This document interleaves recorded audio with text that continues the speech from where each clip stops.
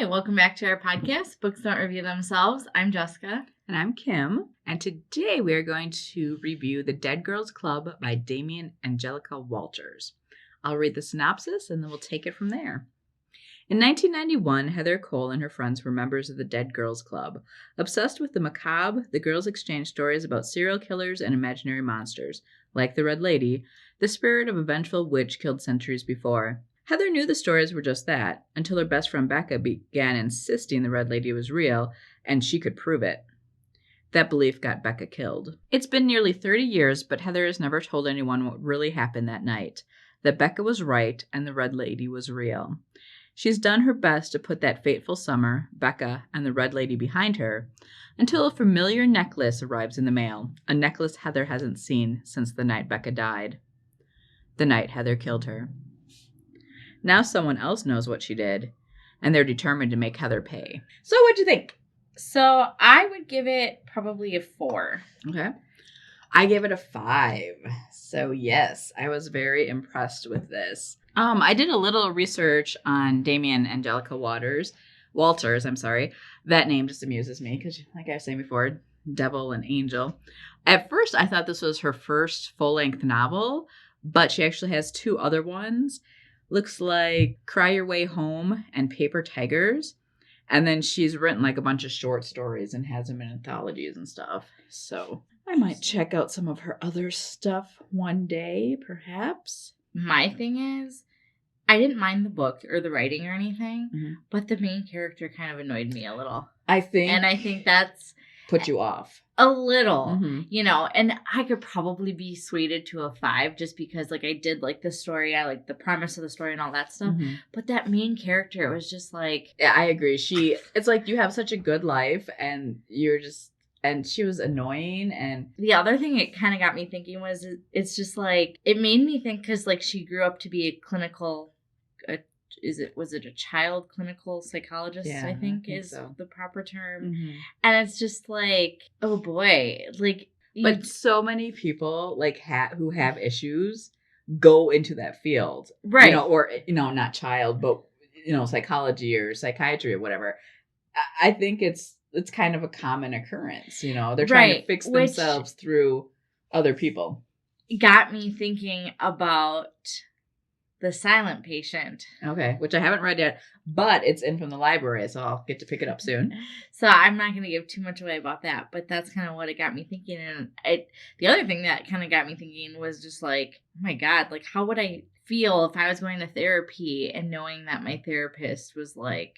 crazy. Yeah. Which most of them, I think, are. Like, there's pros and cons, because then it's like, do they relate to you better? You know what I mean? But at the same time, it's like, God, do you really want 2 crazies like in the same room? Yeah. But I think in a way too, they've experienced it, so they have insight into it to a degree. But I feel like murder is, like a stretch. Extreme. You know what I mean? But I don't think a lot of them have murdered people. Maybe like not. 1%. So not the majority, right? So that's okay.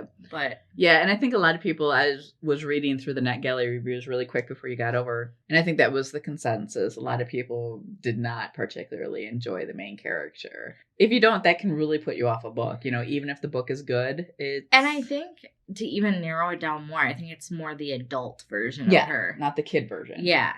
I try not to let that sway my opinion so much, because maybe that's what the author intended. Maybe that was the whole point of something. Yeah. So it's like, do I really want to take a star away for... But that's how you're feeling. That's how the book made you feel and how you thought about it. Right. And it's like, it's a little bit different though, I feel like, when you read a book as opposed to like a movie, because a lot of times when you watch a movie, you can feel like one of the characters and be like, oh God, that character is just so annoying and I understand why they hate it, where it's just like in a book, you don't necessarily have that as much, depending on the book. And I found through the years, like with TV series, like the main character, Spiros and I will grow to like hate the main character, like out of all the characters. And I don't know like why that happens, but it just does. We're like, maybe because all the drama and all the things are happening to them, and you're like, how freaking stupid can you be? How many times are you going to go through this and not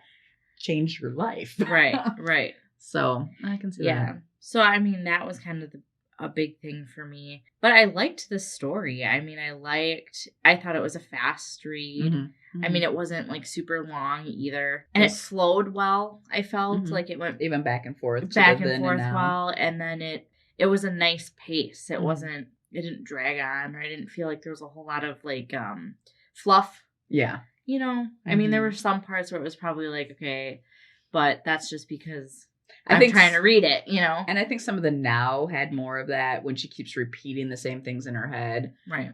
Which unfortunately so many books have that. And that's why I enjoy fantasy so much, like epic fantasies, because they have an epic tale to tell, you know, and they're having tons of adventures. So they don't have time to keep repeating the same thing over and over. Yeah. So, but definitely I can see that. For me, the reason why I gave it a 5, it's because it was my childhood. I mean, it was, and I didn't kill anyone, but I saw a lot of people say that too in reviews, like the nostalgia of it. Though I couldn't think of what the baby song was. Oh, Amy Grant. I'm not going to sing it for you because I have a horrible voice, but baby, I'm... Dun, dun, dun, dun, dun. I'm going to look it up. You keep talking. Okay.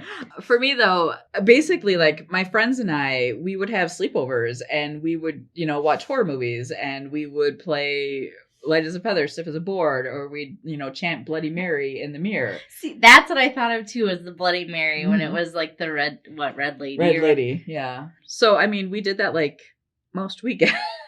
So, this was my childhood.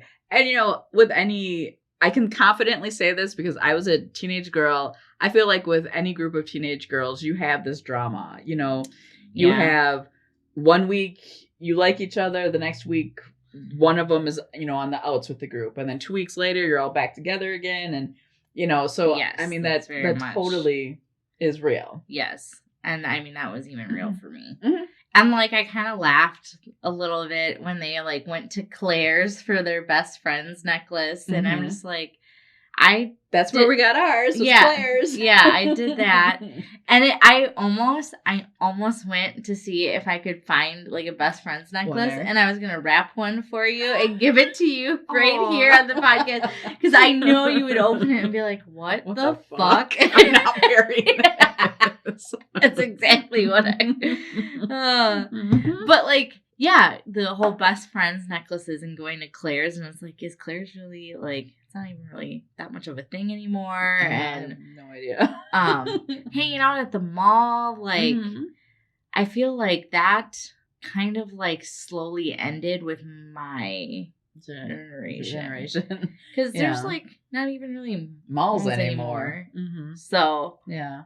And then, too, like, I mean, when we were 12 years old, the characters in this book, we would be about the same age, because I was figuring it out, and I think that...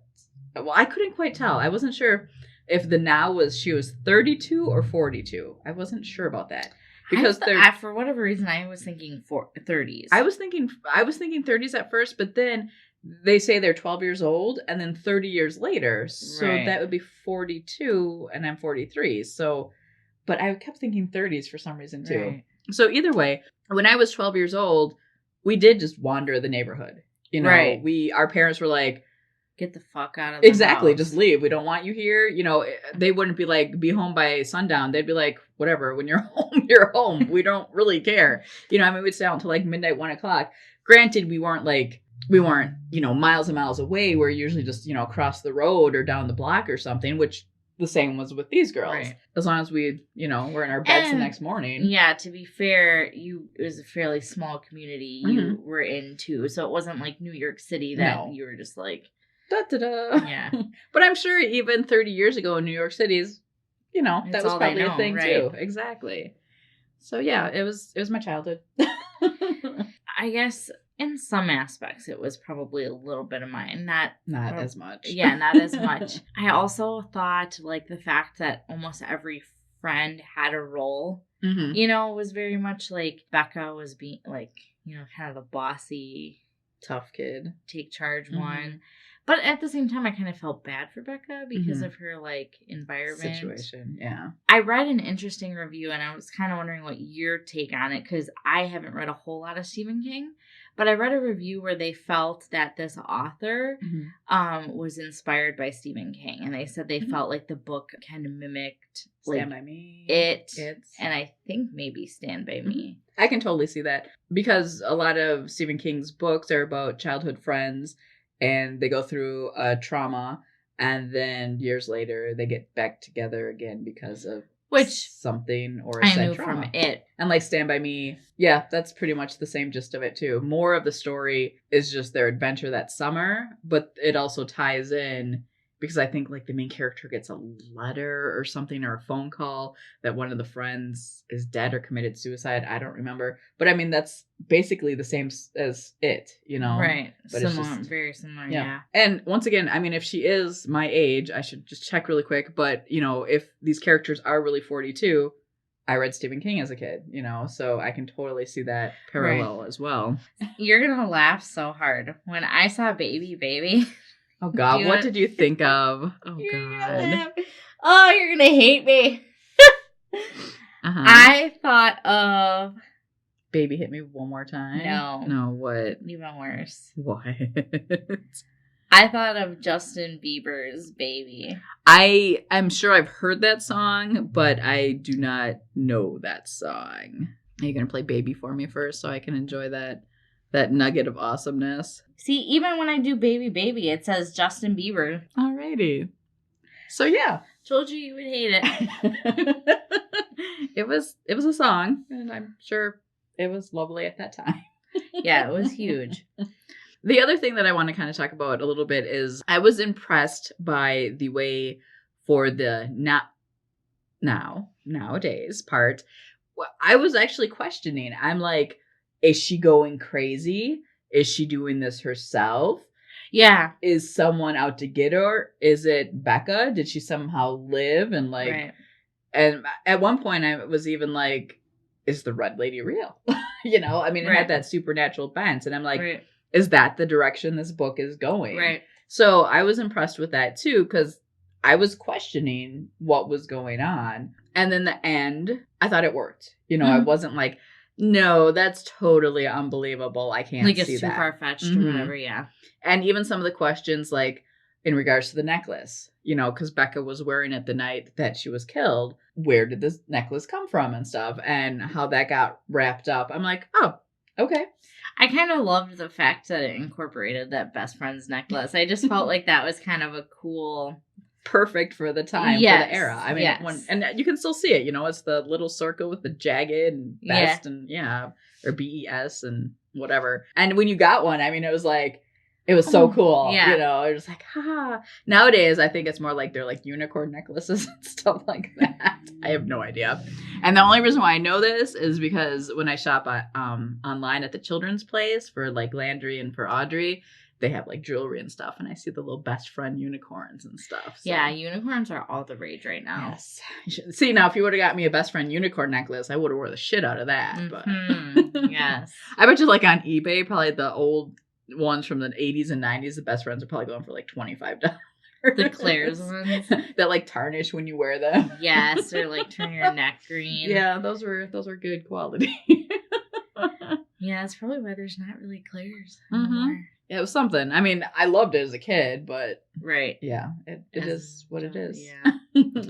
So I definitely would recommend reading it if you're into, you know, witchy, urban legends, supernatural. 90s. Oh, what is you said it when you read the synopsis. The starts with an M. Macabre. Yeah, what is that? Like strange, bizarre, weirdness. So like a lot of Stephen King's novels have macabre in them. Yeah. So I enjoyed it. I don't really want to go into spoilers. Yeah. There was like 3 things that kind of tied it up at the end, you know, and then that was how it was. It wasn't like the Pretty Little Liars book that we just read, Reputation by Sarah. Where there were a bunch of little pieces. Exactly. Yeah. I still give it a 5. Are you still at a 4? I'm kind of still at a 4, 4.5. Yeah. I would read previous things by her, especially since they are short stories and anthologies, you know, go quickly. And if she has future books and if they look anything like this. Yeah, for sure. And that's the other thing is like I really appreciated that she didn't Because how many pages was it? Like 280 something, less than 300, 282. Like, I appreciated the fact that she kept it short instead of adding a bunch of fluff to make it longer. Yes. Like, I appreciated that she, like, in a sense, it felt like she respected our time as readers, you know? And that was like, because I don't know why people think, I don't know if they feel that if it's a bigger book, it's more like, you should pay more for it, it's more special, it's better. And it's like, no. In a case, like, I always use this as an example, but like Harry Potter, like, that added to it because it was part of the story. There wasn't fluff. But once again, Harry Potter is a fantasy. Right. Whereas fantasy style, that's how they are. More. Yeah, because you're building a world where cozy mysteries, they keep repeating the same things over and over again. Yep. And it's like, I feel like we've run into that a lot this year, where it's like, we get a book that's not as thrilling as we expected it to be. And but it's put it downable. Yeah. Put it downable.